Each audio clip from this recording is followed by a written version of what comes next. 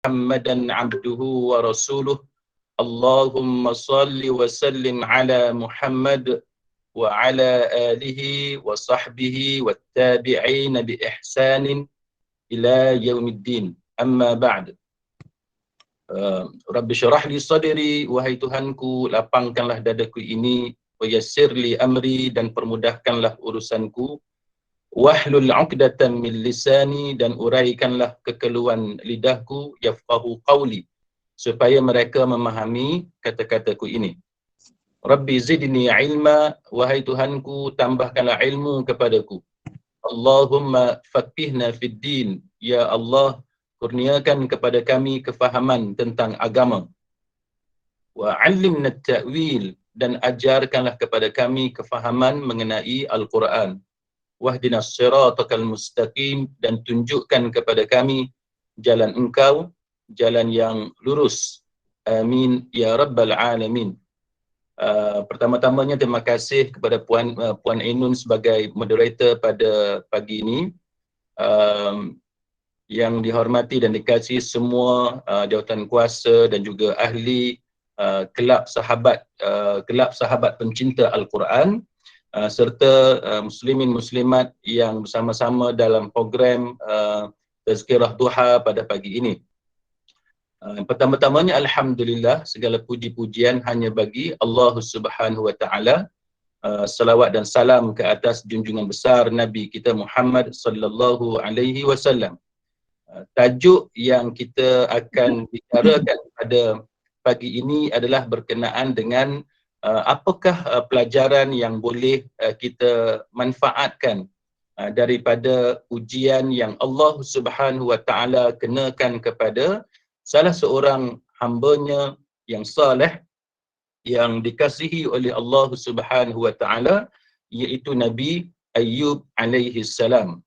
Baik, sebagaimana yang kita ketahui bahawa Nabi Ayyub alaihi salam adalah salah seorang Nabi Allah yang dikenakan dengan satu bentuk ujian, dan ujian itu adalah dalam bentuk penyakit. Baik, pada pagi ini sebelum kita teruskan berkenaan dengan pelajaran yang kita boleh ambil daripada apa yang berlaku kepada Nabi Ayyub alaihi salam, kita elok juga kalau kita berkenalan sedikit latar belakang Nabi Ayyub alaihi salam. Baik, kalau berdasarkan kepada tulisan para ulama, Nabi Ayyub alaihi salam ni dia berasal dari wilayah Rom. Dia berasal dari Rom. Dan berkenaan dengan namanya itu memang ada pelbagai pendapat di kalangan para ulama. Sebahagiannya mengatakan bahawa Nabi Ayyub alaihi salam ini dia adalah keturunan daripada Nabi Ibrahim alaihi salam. Nabi Ayyub bin Mus bin Razah bin Al-Aish bin Ishaq bin Ibrahim Al-Khalil, yakni Nabi Ibrahim alaihi salam. Itu yang disebut oleh Ibn Ishaq, dan disebut tentang pendapat ini dalam Tarikh At-Tabari.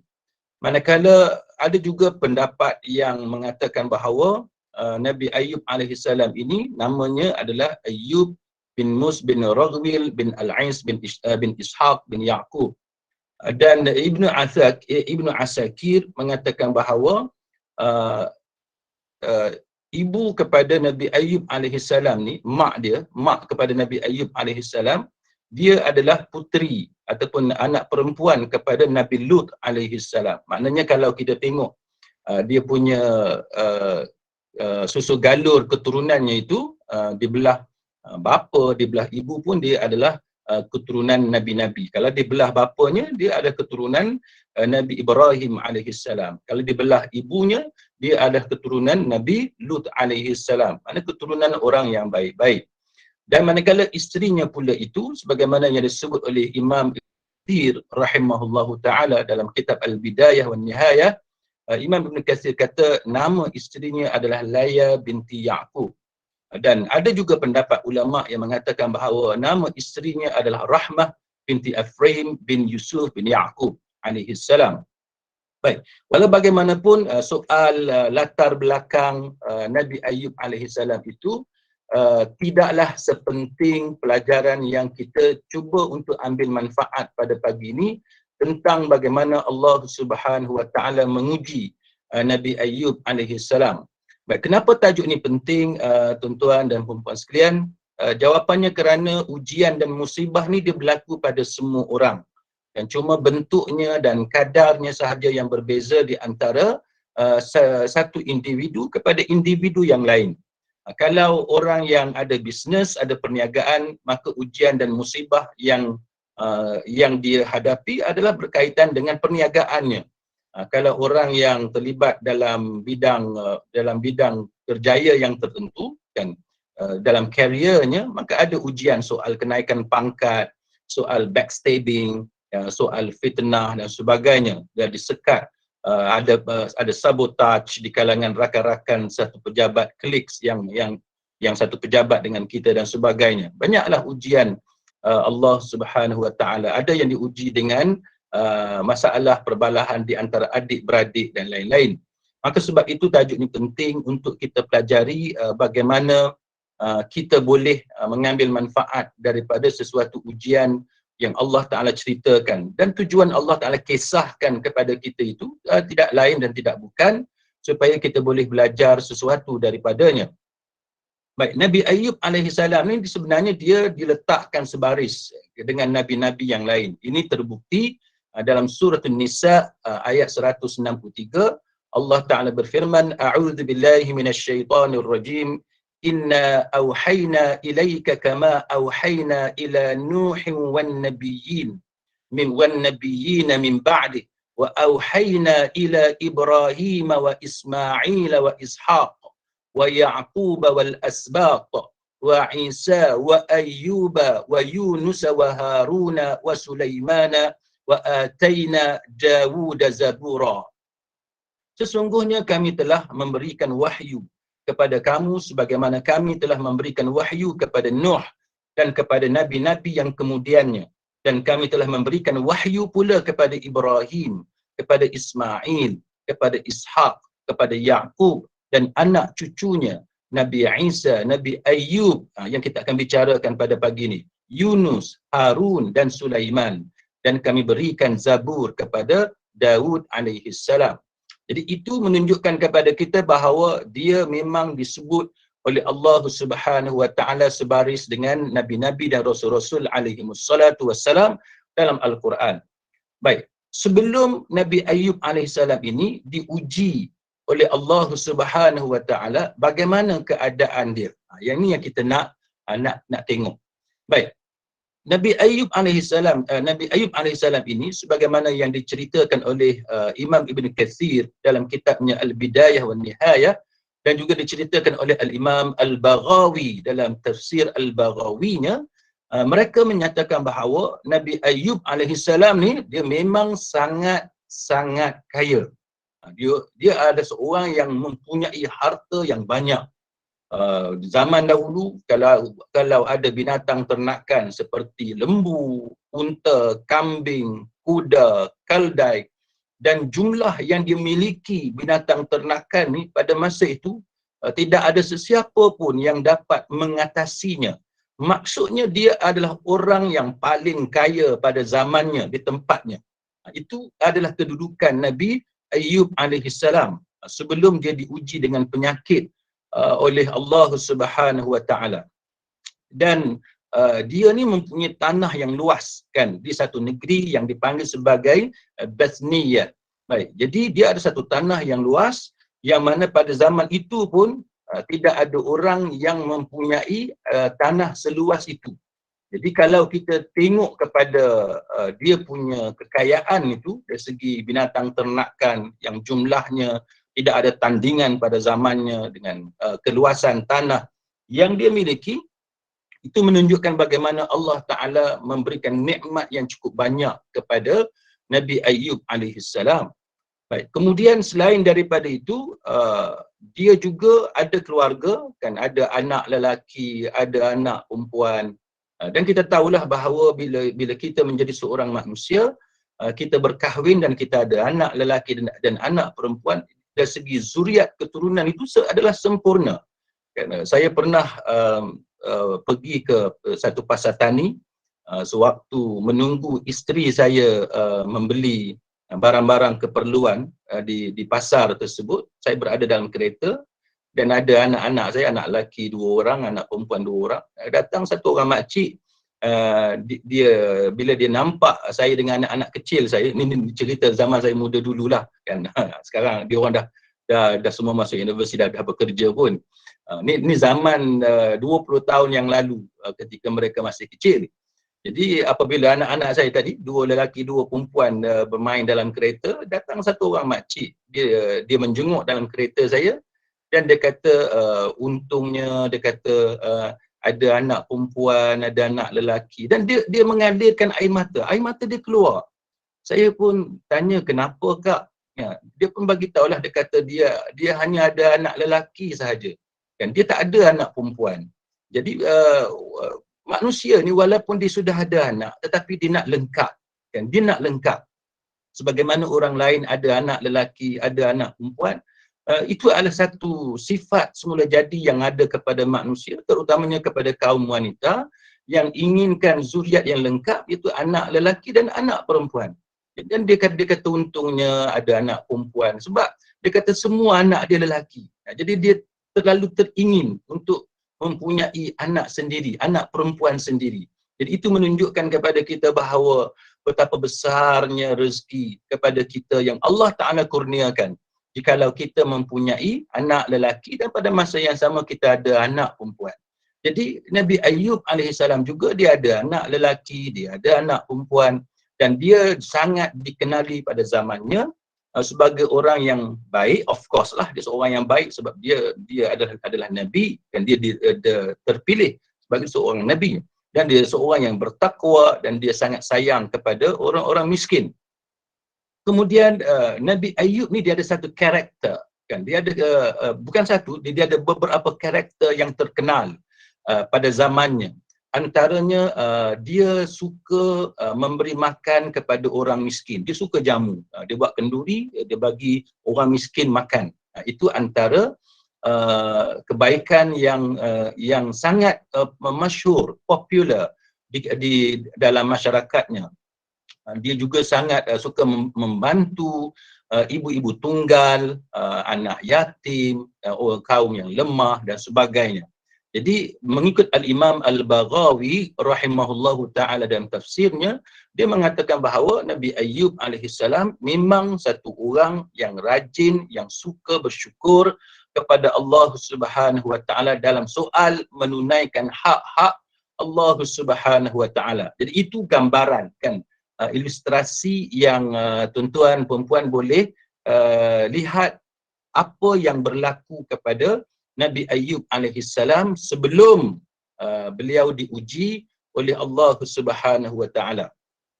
Maknanya dia bukan sebagaimana cerita yang berlaku kepada sebahagian di kalangan Nabi, kan, yang melakukan kesilapan kemudian diuji oleh Allah. Sebagaimana Nabi Adam AS, la taqraba hadhihi syajarah, jangan mendekati pokok ini. Kemudian Nabi Adam AS mendekati pokok tersebut dan kemudian dikeluarkan dari syurga. Kan, itu adalah ujian Allah yang Allah Ta'ala kenakan kepada Nabi Adam AS. Tetapi berbeza dengan Nabi Ayyub. Nabi Ayyub sebelum peristiwa ujian itu, dia satu orang yang memang diberikan rezeki yang banyak oleh Allah. Kemudian dia juga satu orang yang terkenal dengan karakter watak dia yang banyak menabur bakti kepada masyarakat dan sebagainya. Kemudian sekarang timbullah apa yang sebagaimana yang kita ketahui, Nabi Ayyub AS diuji oleh Allah Subhanahu Wa Ta'ala. Ujian yang macam mana? Kalau kita lihat apa yang disebut oleh Imam Ibn Katsir, ujian dia sangat dahsyat. Sebab apa saya kata sangat dahsyat? Sebab dalam keadaan yang dia begitu mewah, kan, kaya raya, orang yang paling kaya pada zamannya, Nabi Ayyub AS diuji dengan yang pertamanya penyakit yang menimpa tubuh dia. Itu yang pertama. Penyakit yang dia hadapi yang berkaitan dengan tubuh dia. Itu yang pertama. Dan ekoran daripada itu menyebabkan dia mengalami musibah. Jadi hartanya berkurangan. Dan begitulah juga Allah Ta'ala mengenakan musibah kepada anaknya. Jadi ini menunjukkan kepada kita bahawa bukan satu ujian yang Allah Ta'ala kenakan kepada Nabi Ayub, tapi dia apa orang kata sudah jatuh di timpa tangga. Kan? Macam ada orang yang ada masalah perniagaan, lepas tu berhadapan dengan masalah rumah tangga, lepas tu masalah dengan anak-anak, dan lepas tu harta kekayaan dan sebagainya, hilang pekerjaan dan lain-lain. Itulah gambaran dia kalau kita nak lihat kepada keadaan kita sekarang. Jadi sebahagian ulama seperti Imam Ibn Katsir, dia menyebut bahawa jenis penyakit yang dikenakan, yang diuji kepada Nabi Ayub alaihissalam adalah penyakit kulit. Dan ada pendapat yang kata penyakit kulit itu adalah kusta. Dan dia punya teruk tu, tahap teruknya penyakit yang menimpanya itu, semua tubuhnya itu affected, kan? Semua terkesan, tubuh dia menjadi lemah akibat daripada penyakit itu. Cuma yang masih lagi berfungsi dengan baik adalah lidah dia, kan, untuk dia berzikir kepada Allah Subhanahu Wa Taala. Yang lain semua terkesan dengan penyakit yang diuji oleh Allah Taala itu. Dan bukan setakat itu, apabila dia diuji oleh Allah Taala dengan penyakit itu, semua orang menjauhi Nabi Ayub alaihissalam sehingga dia terasing, kan, sehingga dia terasing. Dan pada masa itu yang sanggup menemani Nabi Ayub alaihissalam hanyalah isterinya sahaja. Isteri seorang sahaja yang sanggup untuk menemani dia. Dan sampai tahap dia punya teruk itu, dahsyatnya penyakit dia, sampai tahap isteri dia pun sampai akhirnya exhausted, kan, exhausted, kepenatan, dah tak larat untuk menguruskan kehidupan seharian Nabi Ayub alaihissalam, sehingga terpaksa upah orang lain untuk membantunya menguruskan Nabi Ayub alaihissalam. Kalau macam kita ni duduk di rumah, kan, bedridden, terlantar di katil di rumah, sampai isteri ataupun suami terpaksa tak mampu dah nak uruskan seorang-seorang, terpaksa cari jururawat yang boleh datang ke rumah uruskan sakit tadi. Jadi itu contohlah kalau kita tengok dalam keadaan kita sekarang. Dan kalau mengikut Suddi rahimahullahu taala, dia kata Nabi Ayub alaihissalam ni dia punya teruk sampai dia punya kurus tu, lemak-lemak di tubuh tu dah tak ada. Kan, nampak tulang je. Tubuh dia tu nampak tulang saja. Itu mengikut sebahagian ulama. Dan pada ketika itulah, dalam keadaan dia yang sangat teruk itulah datangnya syaitan. Dan syaitan datang dan goda dia untuk menggugatkan keyakinan dia. Dan ketika syaitan berusaha untuk memperdayakan Nabi Ayub alaihissalam, cuba kita lihat apa yang dikatakan oleh Nabi Ayub alaihissalam. Nabi Ayub kata, alhamdulillahilladzi huwa a'taha wa huwa akhadhaha. Segala puji-pujian, all praise be to Allah Subhanahu Wa Taala. Segala puji-pujian hanya milik Allah Subhanahu Wa Taala. Huwa a'taha, dialah yang memberikan, dialah yang bagi rezeki, dialah yang bagi segala nikmat selama ini. Wa huwa akhadhaha, dan dialah yang mengambilnya kembali. Itu adalah urusan Allah Subhanahu Wa Taala. Itu contoh, kan, bagaimana sikap Nabi Ayub alaihissalam dalam keadaan itu. Kalau kita lihat dia dalam kehidupan kita sekarang ni, berapa ramai orang yang stres, kan, yang mengalami masalah rumah tangga, financial problem dan sebagainya, yang kemudiannya daripada satu orang yang rajin semayang, tiba-tiba tinggalkan semayang, daripada satu orang yang suka baca Quran, suka menghadiri majlis ilmu, majlis zikir dan sebagainya, selepas diuji oleh Allah Ta'ala meninggalkan itu. Ada di kalangan kita, dan saya kenal pun sebahagian daripada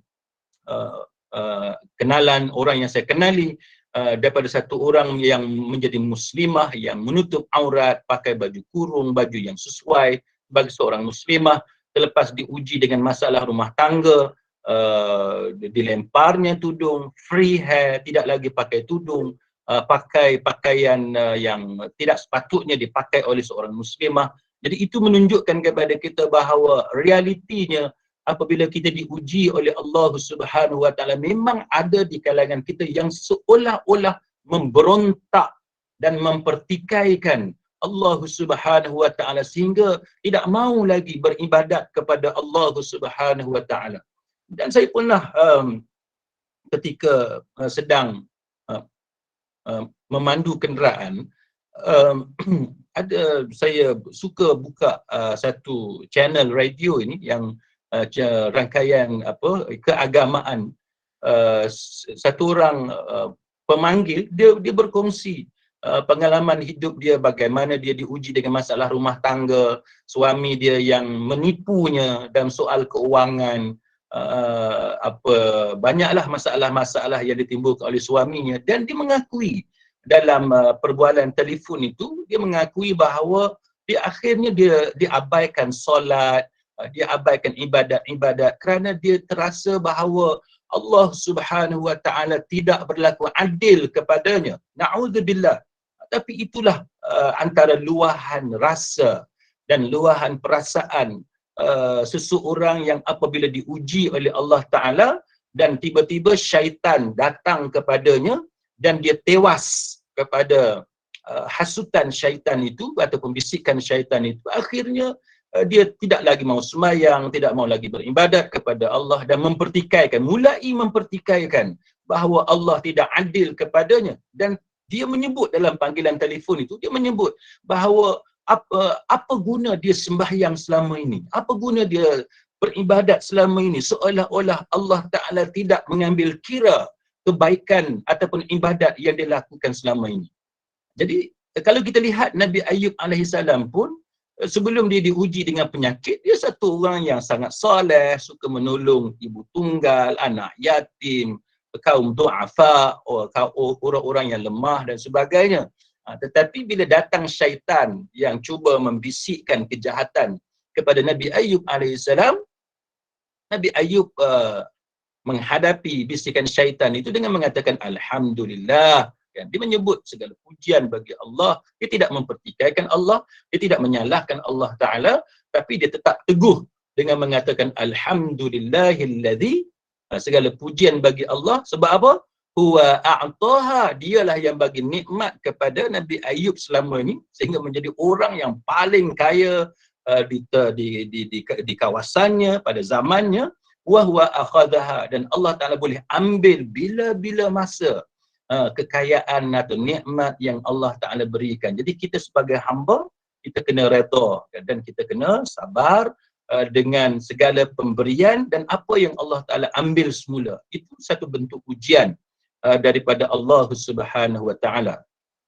Baik. Kemudian berapa lama Nabi Ayub berhadapan dengan suasana musibah ini?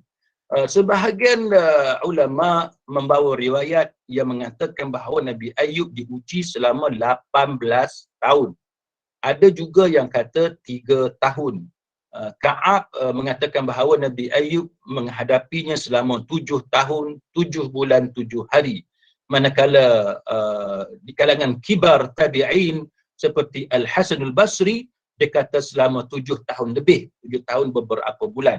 Itu sebagaimana yang disebut oleh Al-Imam Al-Baghawi rahimahullahu ta'ala dalam tafsir Al-Baghawinya. Kemudian ulama-ulama kontemporari seperti Syekh Muhammad Al-Amin Al-Shinqiti rahimahullahu ta'ala, dia kata sebenarnya penyakit yang dihadapi oleh Nabi Ayub secara spesifiknya tidak diketahui. Dan berapa lama sebenarnya dia menghadapi penyakit itu pun tidak diketahui dengan tepat. Dan kebanyakan riwayat-riwayat yang menceritakan jenis penyakit Nabi Ayub dan berapa lama penyakit itu dia alami adalah riwayat Israiliyat yang tidak dapat disahkan kebenaran dia atau kepalsuan dia. Kita tak tahu betul atau salah, kita tidak pasti. Itu mengikut pendapat Asy-Shinqiti rahimahullahu ta'ala. Baik. Kemudian dalam keadaan macam tu, isterinya sampai tahap bertanya kepada Nabi Ayub. Dia kata, wahai Ayub, seandainya engkau berdoa kepada Tuhanmu, tentu Allah Ta'ala akan bagi jalan keluar. Jadi isterinya mencadangkan kepada Nabi Ayub untuk berdoa kepada Allah supaya keluar, supaya meminta jalan keluar kepada masalah ni. Cuba kita bayangkan, pernah tak kita ni bila kita lihat anak kita ada masalah, kan, masalah akademik ke, masalah disiplin di sekolah ke, masalah perangai ke, masalah lambat bangun tidur ke, masalah suka tidur banyak ke, pernah tak kita cadangkan kepada anak kita, berdoalah kepada Allah? Pernah tak kita cadangkan, berdoalah kepada Allah untuk disembuhkan, dihilangkan masalah-masalah tersebut? Pernah tak? Ataupun masa kita berhadapan dengan pasangan kita, suami kita ataupun isteri kita, pasangan kita, partners kita ni, dia datang jumpa kita, suami atau isteri, spouse kita ni, dia mengadu masalah dia di pejabat, masalah-masalah lain dan sebagainya. Pernah tak kita cadangkan kepada pasangan hidup kita ini supaya berdoa kepada Allah Ta'ala? Padahal Nabi Ayub, Nabi Ayub takkanlah dia tidak berdoa kepada Allah, tetapi inilah satu kisah yang mempunyai pelajaran yang sangat bernilai untuk kita. Sampai ke tahap isterinya juga mencadangkan kepada suaminya. Siapa suami dia ni? Nabi Ayub, bukan orang soleh biasa, bukan lebay kampung, bukan imam masjid, bukannya ustaz-ustaz sekolah ataupun profesor di universiti, tapi adalah Nabi. Jauh, dia punya maqam tu jauh lebih tinggi. Tapi isterinya mencadangkan kepada Nabi Ayub untuk berdoa kepada Allah Subhanahu Wa Taala. Ini antara benda yang cantik kalau kita boleh praktikkan dalam rumah tangga kita, dalam kehidupan kita. Kita cadangkan kepada pasangan kita, kepada adik-beradik kita yang ada masalah, kepada anak-anak kita dan sebagainya, kata cuba berdoa kepada Allah Subhanahu Wa Taala, mana tahu kalau Allah Ta'ala akan selesaikan, dia akan bagi positive solution, penyelesaian yang positif kepada masalah yang dihadapi. Baik. Lalu apabila cadangan itu datang daripada isterinya, kita tengok apa jawapan daripada Nabi Ayub alaihissalam. Nabi Ayub kata, aku diberi kesihatan oleh Allah selama 70 tahun, dia kata. Mana 70 tahun dia sihat. Dan dia kata benda ni terlalu sedikit untuk aku. Dan dia kata aku boleh bersabar sebagaimana kesihatan aku yang selama 70 tahun Allah Ta'ala kurniakan kepada aku. Jadi itu antara kisah conversation yang berlaku di antara Nabi Ayub alaihissalam dengan isterinya, sebagaimana yang disebut oleh Al-Imam Ibn Katsir rahimahullahu ta'ala dalam tafsir Al-Azimnya. Baik. Kemudian kita tengok apa doa Nabi Ayub alaihissalam yang kita boleh amalkan. Apa doa Nabi Ayub yang Allah Ta'ala ceritakan dalam Al-Quran dan sudah tentu dikisahkan doa ini supaya kita mengamalkannya. Iaitu dalam surah Al-Anbiya, surah Al-Anbiya, surah Nabi-Nabi ni, surah Nabi-Nabi, kisah Nabi-Nabi pada ayat 83 hingga 84. Iaitu Allah Ta'ala menceritakan dalam ayat tersebut, wa ayyuba idnada rabbahu, dan ingatlah kisah Nabi Ayub ketika dia menyeru Tuhannya. Allah Ta'ala cerita bagaimana Nabi Ayub menyeru Allah. Dia panggil Allah. Dia kata apa? Dia mengadu kepada Allah. Dia kata, anni massani yadurru wa anta arhamur rahimin. Dia kata, wahai Tuhanku, sesungguhnya aku telah ditimpa penyakit dan engkau adalah Tuhan yang maha penyayang di antara semua yang penyayang. Baik. Cuba perhatikan kalimat demi kalimat yang diucapkan oleh Nabi Ayub alaihissalam. Dia kata apa? Dia kata, anni massani yadurru. Sesungguhnya, dia kata bahawasanya aku telah ditimpa penyakit. Dia bagi tahu, dia mengadu. Dia kata, aku telah ditimpa penyakit. Aku ada penyakit. Lepas tu, apa yang Nabi Ayub sebut? Nabi Ayub kata, wa anta arhamur rahimin. Dan engkaulah Tuhan yang maha penyayang di antara semua yang penyayang. Kalau kita perhatikan kalimah tersebut, ada tak Nabi Ayub alaihissalam, dia kata, ya Allah, sembuhkan aku? Dia tak sebut. Tapi ini antara bentuk doa. Bentuk doa. Bukan kata kita tak boleh minta sembuh. Tak, kita boleh minta sembuh. Sebagaimana kita ucapkan kepada kawan kita, syafakallah apa semua moga Allah Ta'ala sembuhkan kau. Tapi untuk menunjukkan bahawa doa ni dia ada pelbagai bentuk, dia ada pelbagai ragam. Dan di antara bentuk doa yang kita dapat pelajari dari surah Al-Anbiya 83 hingga 84 ini, antaranya ialah doa tu dalam bentuk kita mengadu masalah kita kepada Allah. Kita ada sakit apa yang kita ada, lepas tu kita puji Allah. Wa anta arhamur rahimin, engkau ada Tuhan yang maha penyayang di antara semua yang penyayang. Ini antara salah satu cara kita berdoa kepada Allah Subhanahu Wa Taala. Sama ada kita nak sebut secara terus, direct dan jelas, minta kita Allah Taala sembuhkan kita pun ya, dan juga ataupun kita tak sebut dengan jelas, kita cuma mengadu akan keadaan kita dan kemudian kita puji Allah. Itu antara caranya.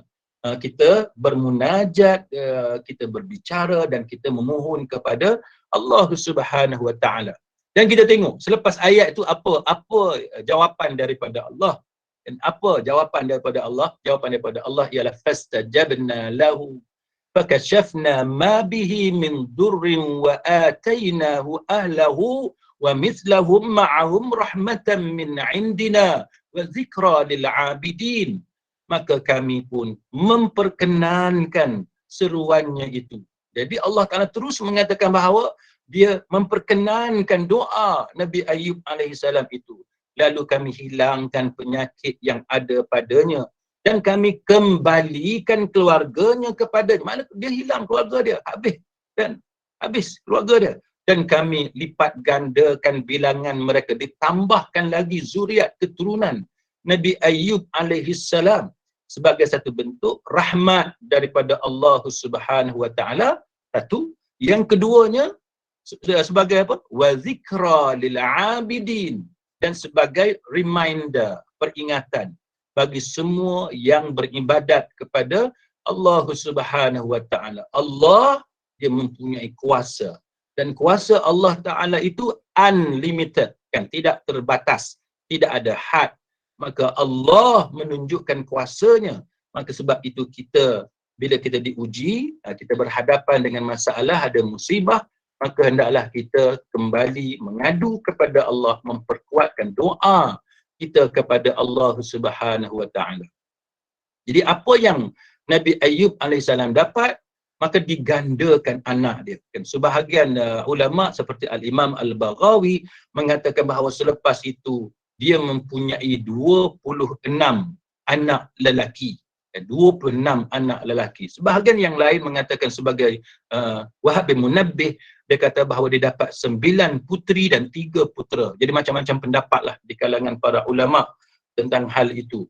Dan Syekh As-Sa'di rahimahullahu ta'ala mengatakan bahawa dia dapat kembali keluarga dia, family dia, harta kekayaan dia, dia dapat kembali. Maknanya sewaktu dia sakit tu, dia bukan sekadar sakit, hartanya pun hilang. Dan hartanya pun hilang. Jadi itu menunjukkan betapa sudah jatuh ditimpa tangga yang dialami oleh Nabi Ayub alaihissalam. Baik, maka kalau kita lihat kalau kita lihat keadaan yang berlaku kepada Nabi Ayub alaihissalam ini, kita dapati bahawa ada banyak perkara yang boleh kita pelajari sebenarnya, kan. Antaranya ialah bagaimana kasihnya isterinya kepada Nabi Ayub alaihissalam, kan. Bagaimana kasihnya isterinya kepada Nabi Ayub alaihissalam. Jadi ini antara perkara yang kita perlu kuat sebenarnya. Kita kena be strong, kan. Sebab apabila pasangan kita sakit, sudah tentulah ada datang pelbagai perkara yang tidak baik dalam kepala kita, dan kita tahu banyak rumah tangga yang bercerai-berai, runtuh kerana pasangan yang sakit dan sebagainya. Jadi ini satu ujian kekuatan sebenarnya kepada pasangan yang terlibat. Jadi apa yang berlaku kepada Nabi Ayub alaihissalam, dia mempunyai isteri yang mencurahkan kasih sayang kepadanya tidak berbelah bagi, walaupun Nabi Ayub alaihissalam sakit yang begitu menghinakan, semua orang meninggalkannya, hilang segala harta benda kekayaan selama ini, tetapi isterinya tetap setia kepadanya. Baik, maka antara perkara yang boleh kita dapati daripada apa yang berlaku kepada Nabi Ayyub alaihissalam ini, sebagaimana yang disenaraikan oleh para ulama, antaranya ialah apabila kita kaya, dan bila kita kaya, kita kena jadi orang yang bersyukur kepada Allah, kan? Bersyukur kepada Allah satu lagi ialah kita bila kita kaya, kita kena jadi orang yang rajin buat donation, bagi sumbangan, derma dan sebagainya, jamu orang makan dan lain-lain. Tambah pula sekarang ni cukup senang untuk kita jamu orang makan. Kita biasa pergi kedai makan, bila kita makan kita nak bayar, cashier kata tak payahlah pak cik sebab dah ada orang bayar. Rupa-rupanya ada orang buat kenduri.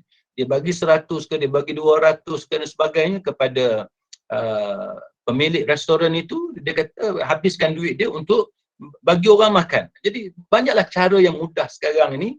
Kalau mungkin kita tak ada masa untuk jemput orang datang ke rumah, ataupun bila jemput orang datang ke rumah, kita jadi susah sebab terpaksa sediakan tempat, kemas dan sebagainya. Jadi ada banyak cara sebenarnya untuk kita menjamu orang makan. Dan kemudian kalau kita miskin, dahulu kita kaya, kemudian kita jadi miskin.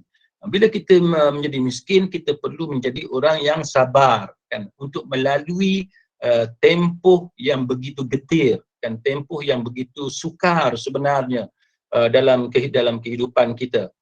Saya ingat pengalaman saya sendiri sewaktu kecil sehinggalah saya dewasa menjadi peguam dan sebagainya. Saya tak pernah rasa miskin itu apa. Secara jujurnya saya tak pernah rasa miskin itu apa.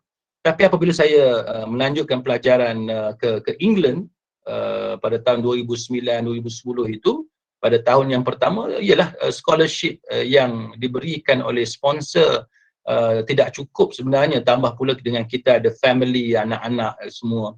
Jadi saya masih ingat bagaimana bila saya pandang buah strawberry, kan, di salah satu pasar raya di bandar Durham.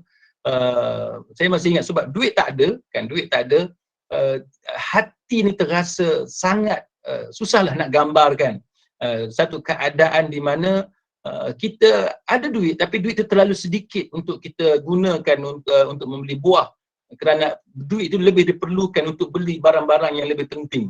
Jadi itu contoh bagaimana kita dalam fasa ataupun waktu kita kaya, kita cukup segala-galanya, tiba pula satu masa di mana kita susah, kan, kita tidak ada wang yang cukup. Jadi itu semua adalah satu asam garam sebenarnya yang berlaku semua orang, kan, semua orang akan mengalami turun naik dalam kehidupan. Maka sebab itu sewaktu nikmat itu melimpah ruah kepada kita, kita kena jadi hamba yang bersyukur kepada Allah Ta'ala, dan kita manfaatkan nikmat itu untuk perkara-perkara yang disukai oleh Allah Subhanahu Wa Ta'ala.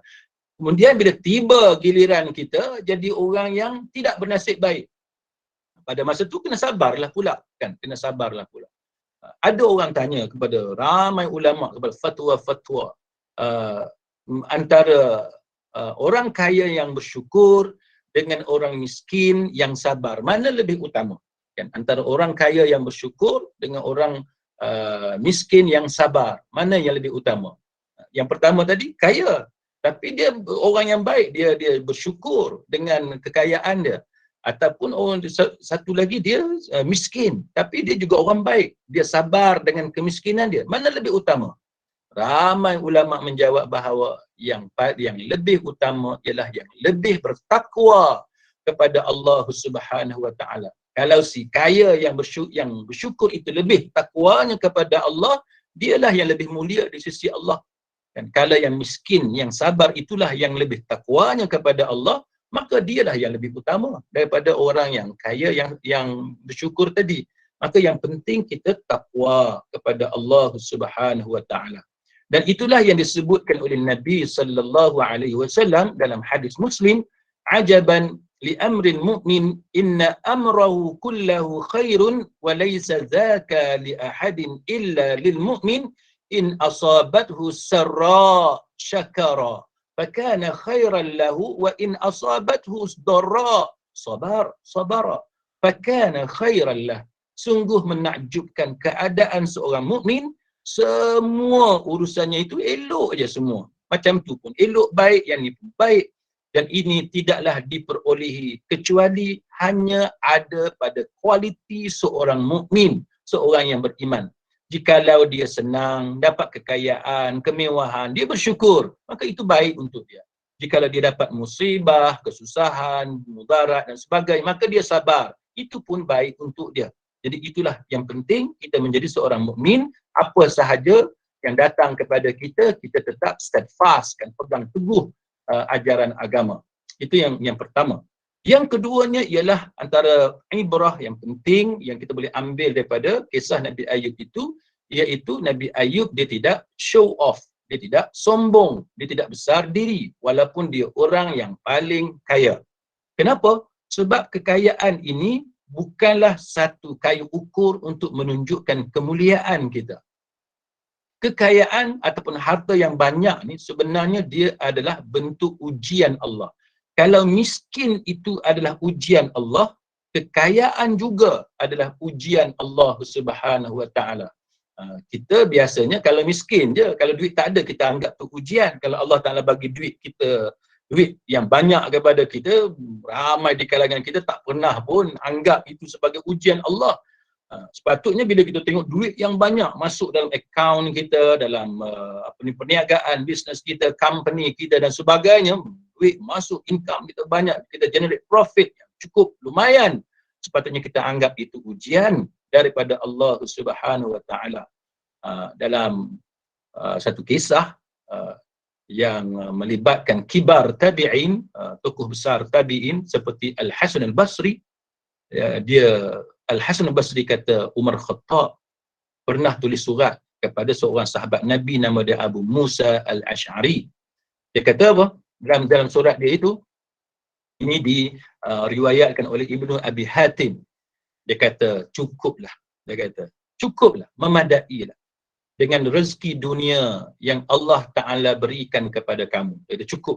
Dia kata sebab Ar-Rahman, Allah mengurniakan rezeki lebih antara satu sama lain. Orang ni lebih rezeki dia, orang ni lebih yang lain pula rezeki dia.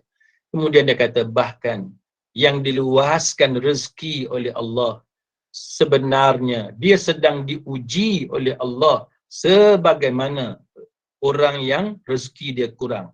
Sebagaimana Allah Ta'ala hadkan rezeki kepada seseorang, itu ujian, maka macam itulah bila Allah Ta'ala bagi lagi duit, bagi lagi harta, bagi lagi rezeki, maka itu adalah sedang diuji sebenarnya.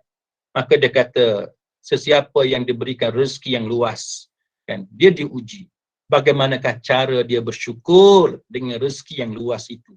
Dan bagaimana dia dapat menunaikan kewajipan-kewajipannya daripada rezeki yang telah diberikan kepadanya. Jadi kena hati-hati. Kalau kita tak miskin, kita kaya, kereta mewah menjalar depan Porsche depan rumah kita itu, ada semua kereta mewah, semua kita kena ingat. Dan itu adalah ujian Allah untuk melihat bagaimana kita bersyukur dan bagaimana kita manfaatkan harta itu. Baik. Kemudian selain daripada itu, kita perlu ingat bahawa kekayaan itu adalah satu perkara yang dikurniakan oleh Allah. Maknanya, kalau ketika mana ia diambil semula oleh Allah, kita jangan sedih sangat. Of course kalau kita sedih, kan, bukan kita tak sedih, tapi kita kena kontrol kan kesedihan kita tadi. Jangan sampai merosakkan diri kita. Baik, mungkin tuan-tuan perempuan biasa mendengar kisah Rumaisah, kan, kisah Sulaim, ibu kepada Anas bin Malik, yang mana suami dia nama dia Abu Talhah, kan. Masa tu anak lelaki dia meninggal dunia. Rumaisah ataupun Sulaim, dia pun hiburkan suami dia, bagi makan, tidur sama-sama dan sebagainya, kan. Lepas tu dia pun tanya kepada suami dia, dia kata, ya Aba Talhah, kan, ara'aita law anna qauman a'aru 'ariyatahum ahla bait fatalabu 'ariyatahum alahum ay yamna'uhum, qala la, qalat fahtasibi nak, dia kata fahtasibi ibnak Dia kata, wahai Abu Talhah, apa pendapat kamu jikalau ada satu kaum yang meminjamkan sesuatu kepada salah seorang ahli keluarganya, lalu dia minta balik, apakah tidak boleh untuk apakah tidak dibolehkan untuk diambil? Kan dia bagi pinjam kat kita satu benda dan dia minta balik. Boleh ke tak boleh kita pulangkan semula barang itu? Kan? Barang pinjaman. Orang bagi pinjam dekat kita dan owner dia minta balik barang yang dia pinjam dekat kita.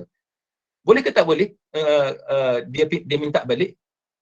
Abu Talhah kata, ya, dia kata, maknanya kita tak boleh nak halang. Kan? Kita tak boleh nak halang. Abu Talhah kata kita tak boleh halang. Sebab itu, dia adalah owner, dia adalah pemilik kepada barang itu.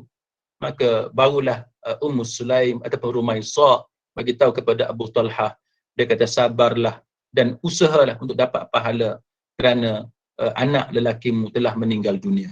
Baik. Itu gambaran apa tuan-tuan? Itu adalah satu gambaran bagaimana Ummu Sulaim, seorang perempuan, dia boleh mengawal diri dia dalam keadaan anak lelaki itu meninggal dunia, tapi dia boleh mengawal diri dia, dia tidak begitu cepat dalam menyampaikan berita kematian yang menimpa kepada anak lelaki dia. Kan, bagi suami dia makan dulu, kan, rehat dulu dan sebagainya. Itu antara perkara yang boleh kita pelajari. Seorang yang kuat sebenarnya seorang yang mampu mengawal emosi dia. Kan, berapa ramai orang kerana putus cinta sebagai contoh, tak mau makan, tak boleh tidur, kan, tak boleh buat kerja dan sebab pasal apa? Sebab putus cinta, sebab itu, sebab ini. Kenapa? Sebab mentalnya tidak kuat. Maka agama mengajar kepada kita bahawa bukan sahaja penting fizikal kita kuat, fizikal kita sihat, malah sangat penting kekuatan emosi kita, kekuatan kita dalam mengawal diri kita ketika kita marah, ketika kita sedih, ketika kita kecewa dan sebagainya. Jadilah seorang yang tenang, kan, seorang yang dapat mengawal dirinya. Jadi ini antara elemen penting dalam kehidupan kita.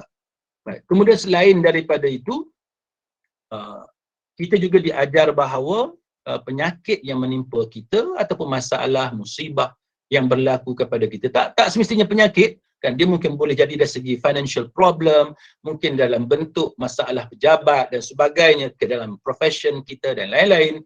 Maka agama mengajarkan kepada kita semua itu adalah kafarah. Itu adalah penghapus dosa-dosa kita yang banyak. Jadi bila kita ada masalah, kan, ada ujian daripada Allah Ta'ala, kita kena positif. Kita kena positif. Lihat itu sebagai pembersih dosa kita. Abdullah bin Mas'ud sebagai contoh, dia bawa satu riwayat daripada Nabi sallallahu alaihi wasallam di mana Nabi bersabda, "Ma min muslim yusibuhu adha min maradin fama siwahu illa hattallahu bihi sayyiatihi kama tahuttu syajarah waraqaha." Setiap muslim yang terkena musibah penyakit atau lain-lain, pasti akan terhapus kesalahan dosa dia sebagaimana pokok yang menggugurkan daun-daunan. Kalau kita tengok pokok, kan, daun dia gugur, jatuh tu, macam itulah dosa kita digugurkan, diampunkan, dihilangkan oleh Allah Subhanahu Wa Taala. Sebab tu kita kena kuat sebenarnya bila kita berhadapan dengan musibah ini. Baik, jadi saya kata, saya rasa setakat itulah apa yang saya boleh lakukan, sampaikan pada pagi ini. Cuma sebagai penutupnya ialah, jikalau datang hasutan ataupun bisikan syaitan kepada diri kita ketika kita ditimpa musibah, maka hendaklah kita mengucapkan a'udzubillahi minasyaitonirrajim. Kita minta perlindungan dengan Allah daripada syaitan yang direjam. Setiap kali datang je bisikan-bisikan yang tidak baik dalam diri kita, rasa kecewa, rasa down dan sebagainya, setiap kali datang je benda-benda yang negatif dalam diri kita, kita baca a'udzubillahi minasyaitonirrajim. Kan, kita minta perlindungan dengan Allah Subhanahu Wa Taala daripada syaitan yang direjam. Baik, selain daripada itu, banyaklah para ulama mencadangkan kepada kita cara untuk kita sabar dalam menghadapi musibah, dalam menghadapi ujian. Antaranya ialah dengan cara pastikan setiap amalan kita tu kita buat bukan kerana manusia, bukan kerana manusia. Kalau kita buat sesuatu pekerjaan tu, kita buat baik, kita tolong, kita bagi bantuan dan sebagainya kerana mengharapkan sesuatu, nescaya kita akan kecewa. Kan kita buat baik kepada anak kita, anak derhaka kepada kita, kita akan kecewa. Kan kita akan jadi lemah. Maka hendaklah kita buat sesuatu tu kerana Allah. Memanglah kita mengharapkan anak baik dengan kita, jiran tetangga baik dengan kita, kawan dan sebagainya. Tapi kita kena ingat, prioriti kita, keutamaan kita adalah ikhlas kepada Allah Subhanahu Wa Taala. Yang keduanya ialah kita mengadu kepada manusia, cari kawan-kawan yang boleh jadi good listener. Kan good listener, kita boleh cerita, kita boleh mengadu, tapi pada masa yang sama, yang paling baik tempat kita mengadu adalah Allah Subhanahu Wa Taala. Sebab bila kita mengadu dekat manusia ni, ada manusia yang mampu berperanan sebagai good listener, tapi ada juga manusia yang kadang-kadang dia boleh bagi nasihat atau pandangan yang silap yang boleh mengeruhkan lagi keadaan. Jadi sebab itu tempat mengadu yang terbaik tidak lain dan tidak bukan hanyalah Allah Subhanahu Wa Taala. Jadi saya rasa setakat itu yang boleh saya sampaikan. Saya serahkan semula kepada Puan Ainun sebagai moderator pada pagi ini. Mudah-mudahan ada kebaikan untuk kita semua, insya-Allah. Okay, baik Ustaz. Ada soalan daripada jemaah, silakan. Mungkin kepada Ustaz.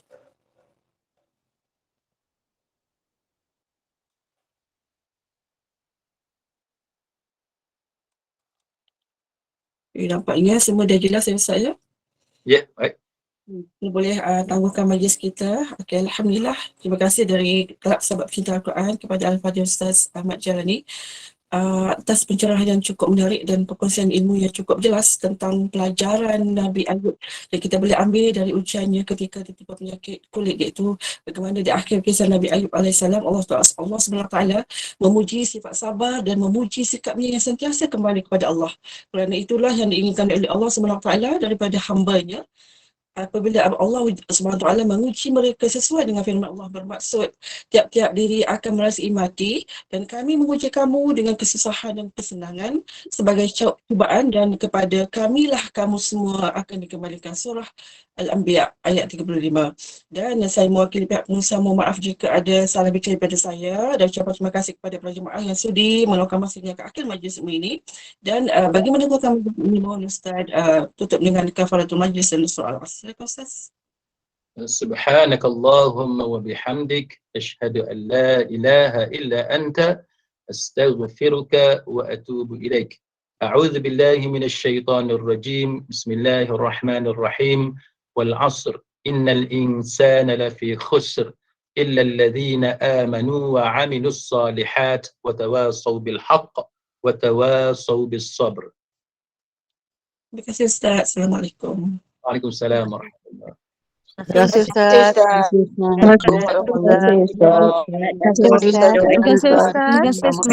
Assalamualaikum warahmatullahi wabarakatuh. Assalamualaikum.